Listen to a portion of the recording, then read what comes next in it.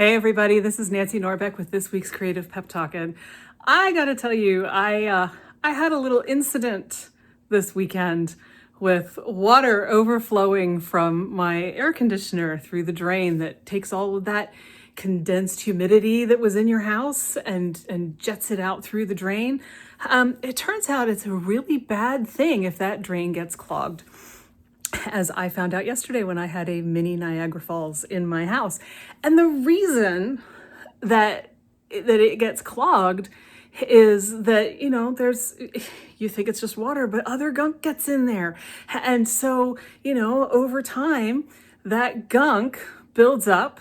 And if you don't clear it out every once in a while, or if it's been longer than you thought it was, it's clogged. And the next thing you know, you've got neighbors downstairs complaining that there's water coming in, and where the heck is the water coming from? Oh, look, that's where. So it made me think about how, when you want to do something creative and you want to not get stuck, there are no guarantees that you'll never get stuck. But one way to keep doing it is to regularly clear out the gunk that could get all clogged up and backed up in your head. And honestly, the easiest way to do that is just to create something on a regular basis. Now, there are people, and I'm more familiar with this from the writing community, who will happily try to tell you that if you're not writing every day, you are not a real writer. If you've been following me for any length of time, you can guess what I'm going to say about that, which is that it's complete crap.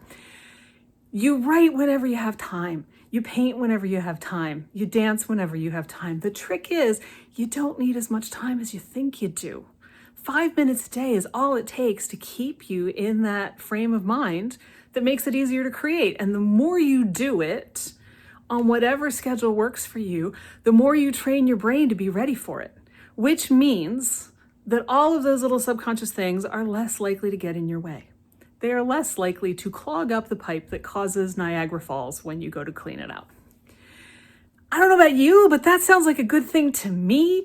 Maybe because I just had a material experience with this, but it's just so much easier to create when you've primed the system and you're keeping all of the lines that the creative juice needs to flow along as clear as possible.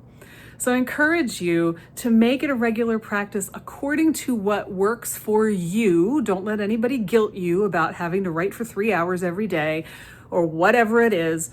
It's nonsense. And also be aware that if you're talking about your creative process, you're in it, so that counts.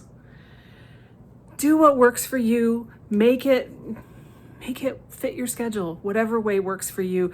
You're also welcome to come hang out with us for an hour at an unconventional inspiration circle. I've just put those August dates on the calendar and they are in your show notes. We would love to have you.